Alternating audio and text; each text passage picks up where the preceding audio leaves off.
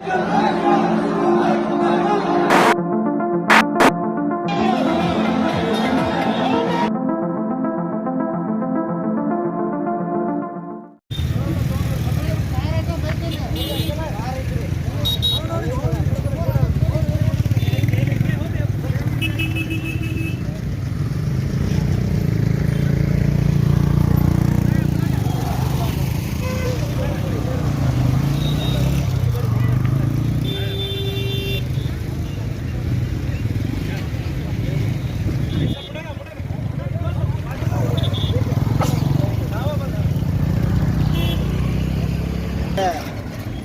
ಮಂತ್ರಿಗಳು ಒಂದು ಗೌರವ ಸ್ಥಾನದಾಗ ಇದ್ಕೊಂಡು ಡಾಕ್ಟರ್ ಬಾಬಾ ಸಾಹೇಬ್ ಅಂಬೇಡ್ಕರ್ ಅವ್ರಿಗೆ ಅವಹೇಳನಕಾರಿಯಾಗಿ ಮಾತನಾಡಿದ್ದಕ್ಕೋಸ್ಕರ ಇವತ್ತು ಸಂಪೂರ್ಣ ಹುಬ್ಬಳ್ಳಿ ಧಾರವಾಡ ಬಂದ್ ಮಾಡುವಂಥ ಒಂದು ಕಾರ್ಯವನ್ನು ಇವತ್ತು ದಲಿತ ಸಂಘಟನೆ ಮತ್ತು ಕಾಂಗ್ರೆಸ್ ಪಕ್ಷದಿಂದ ಹಮ್ಮಿಕೊಂಡಿದ್ದೇವೆ.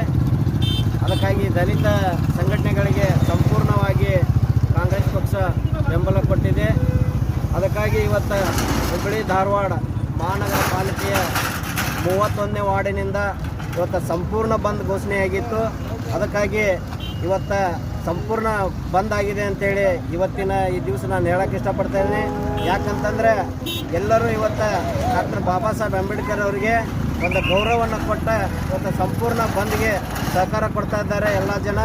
ಅದಕ್ಕಾಗಿ ಎಲ್ಲ ಅಂಗಡಿಗಳಾಗಲಿ ಎಲ್ಲ ಬಸ್ಗಳು ಬೈಪಾಸ್ ಕೂಡ ಇಲ್ಲಿ ಎಲ್ಲ ಬಸ್ಗಳು ಬಂದು ನಿಂತಿದ್ದಾವೆ. ಜನರಿಗೆ ಸಹಕಾರ ಕೊಡತ್ತೀವಿ ನಾವು, ಇಲ್ಲಂತಲ್ಲ. ಎಲ್ಲ ಜನ ಎಲ್ಲಿ ಹೋಗ್ಬೇಕು ಅಲ್ಲಿ ಆಟೋದ ಮೂಲಕ ಹೋಗ್ತಾ ಇದ್ದಾರೆ. ಅವ್ರಿಗೆ ನಾವು ಸಹಕಾರ ಕೊಟ್ಟಿದ್ದೀವಿ.